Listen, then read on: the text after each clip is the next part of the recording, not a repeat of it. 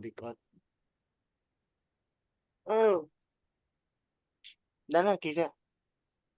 Oke, Assalamualaikum warahmatullahi wabarakatuh. Selamat malam semuanya. Jadi malam ini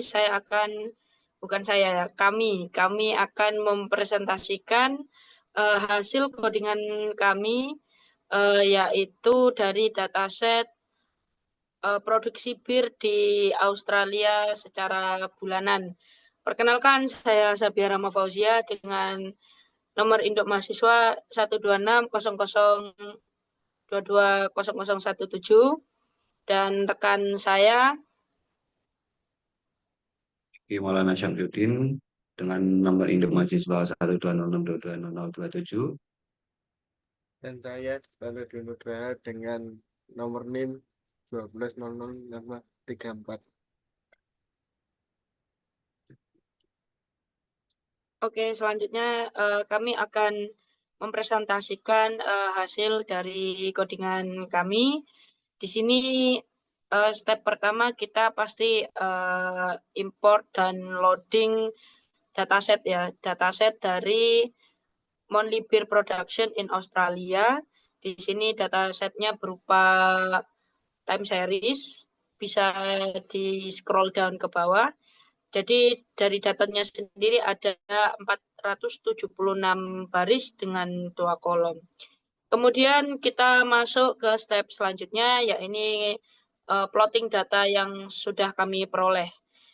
Dari plotting data tersebut menghasilkan grafik yang seperti ini, bisa di scroll down ke bawah. Di sini ada penjelasannya tentang pola umumnya ya. Untuk pola umumnya sendiri, trennya naik di tahun 1955 sampai 1975. Kemudian ada fluktuasi produksi setelah tahun 1975. Kemudian dari sini kita bisa mengidentifikasi bahwa produksi bir ini memiliki pola musiman atau seasonality yang cukup jelas ya. Permintaannya lebih tinggi di musim tertentu, misalnya musim panas atau liburan, kemudian penurunan produksi juga ada di musim tertentu. Fase-fase utamanya di tahun 1955 dan 1965, produksi cenderung stabil dan perlahan meningkat. Disusul dengan beberapa tahun kemudian ada yang fluktuasinya lebih tajam dan cenderung stagnan atau menurun di beberapa periode. Untuk kesimpulannya, grafik menunjukkan tren produksi bir yang awalnya meningkat, kemudian ada fluktuasi dengan pola musiman yang kuat setelah periode puncaknya yang ada pada tahun 1975.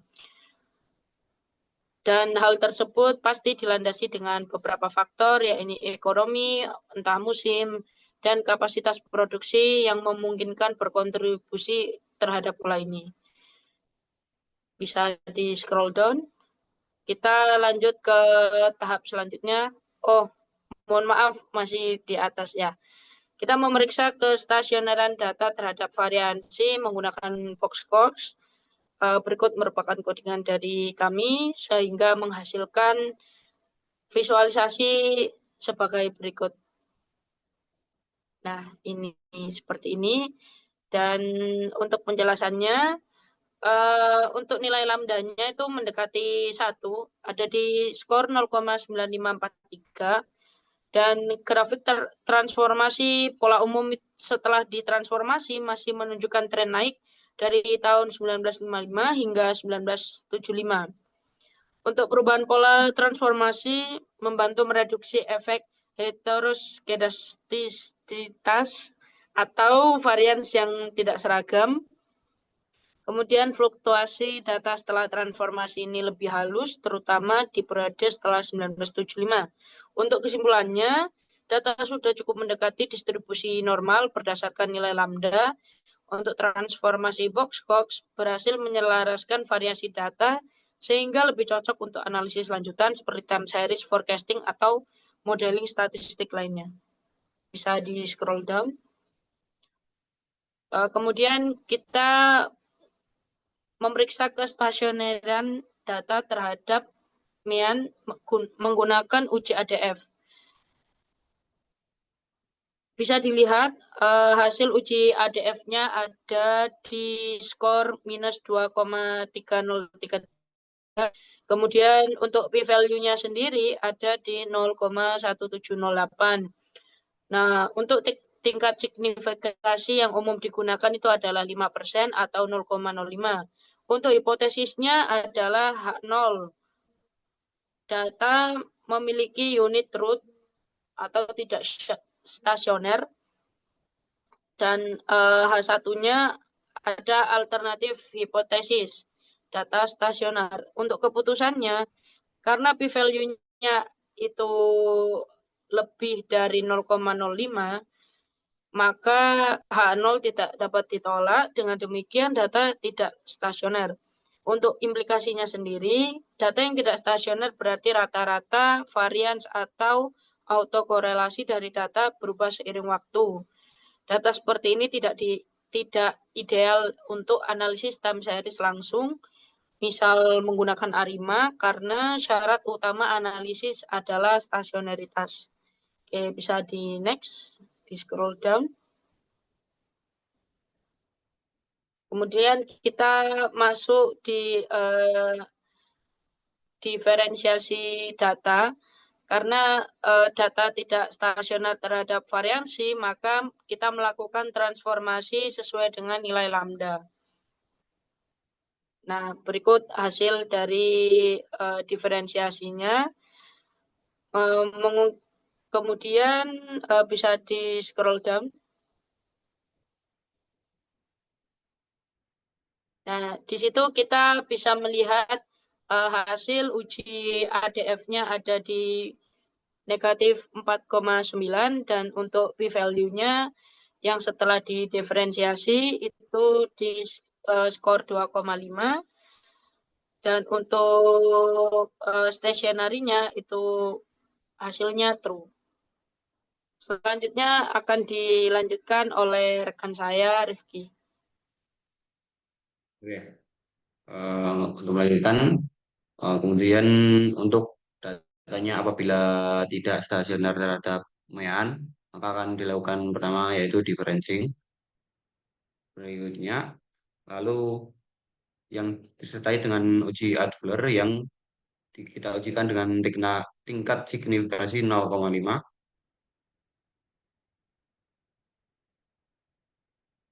Turunkan.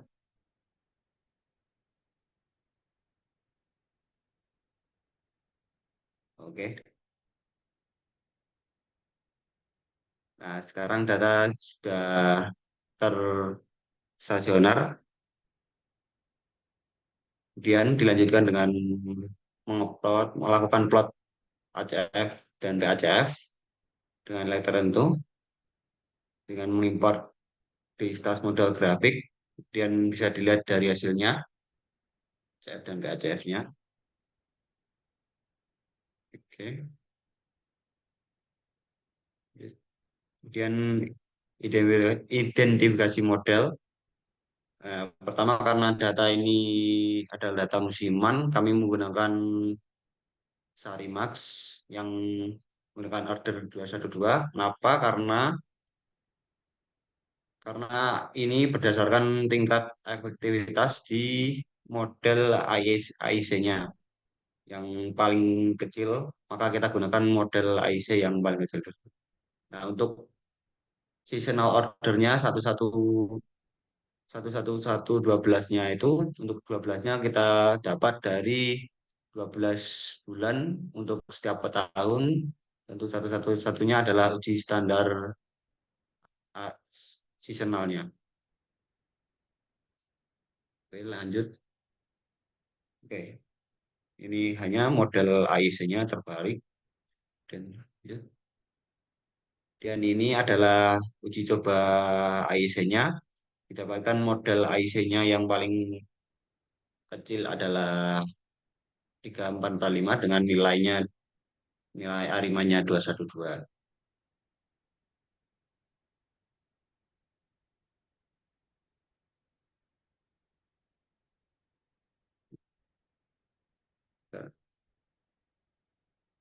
Kemudian untuk estimasi parameternya menggunakan maksimum likelihood yang diuji signifikansi terhadap parameter.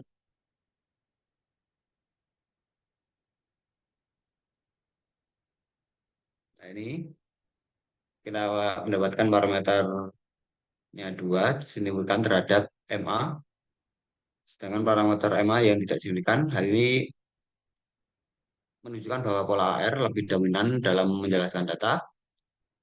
Kemudian residual model bersifat acak atau white noise berdasarkan algebra test yang terdistribusi mendekati normal. Namun karena adanya heterogeneitás, perlu diadakan residual yang lebih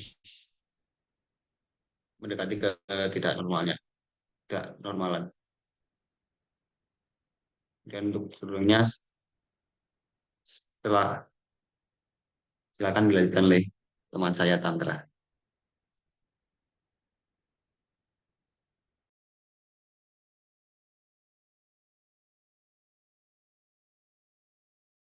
Ya, untuk diferensiasinya bisa dilihat ya di sini nilai injekturnya eh, bisa dilihat di sini.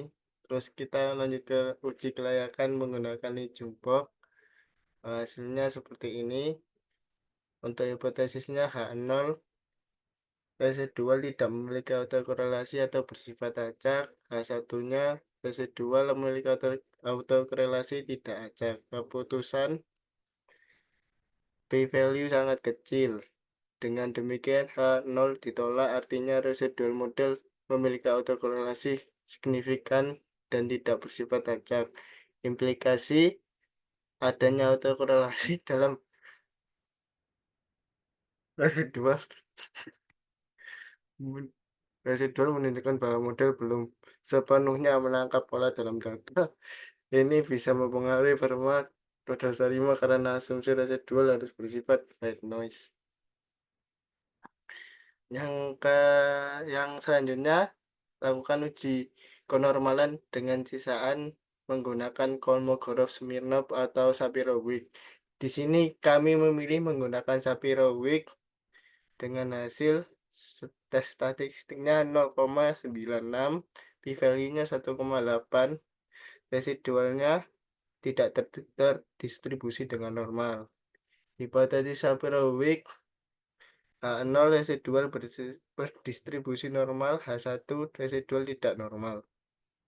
Terus keputusan karena p-value lebih kecil dari 0,5 maka H0 ditolak. Ini berarti tidak residual tidak berdistribusi normal.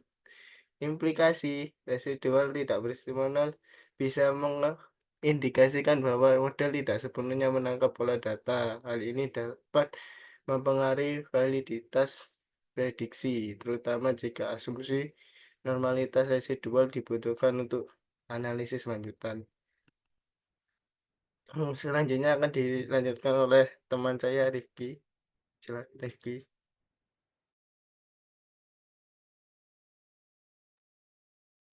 Oke. Kemudian untuk hasilnya kita bisa dapatkan melalui forecasting dari modelnya di 12 langkah ke depan. Tolong tunjukkan gambarnya. Oke, berikut forecast yang kami dapatkan dari model Sarima 212 dengan seasonal 11 Oke. Untuk RMSC-nya kita dapat nilai 16,256 sekian, yang menunjukkan tingkat kesalahan prediksinya sebesar 16,26 unit. Ini cukup kecil dibanding rata-ratanya yang kisaran 60 hingga 200 lebih. Menunjukkan bahwa model dapat memprediksi dengan error yang sedikit. Keluaran modelnya mampu mengolah musim tahunan hingga 12 bulan dan maupun non-trend dengan baik dan menegaskan kemampuan model dalam menangkap dinamika data.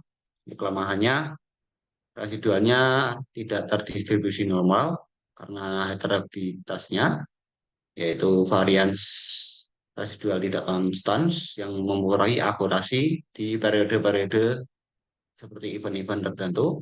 Meskipun RMS-nya rendah, masih terdapat error-error terhadap event-event besar tertentu. Untuk kesimpulan akhirnya, kesimpulan Sarimat membuahkan hasil dengan RMS sebesar 16,26 sekian yang dapat digunakan untuk memprediksi bir bulanan. Dan ini itulah kesimpulan yang kami dapat. Apabila salah kata kami mohon maaf. Wassalamualaikum warahmatullahi wabarakatuh. Waalaikumsalam warahmatullahi wabarakatuh. Terima kasih teman-teman semuanya atas penjelasan.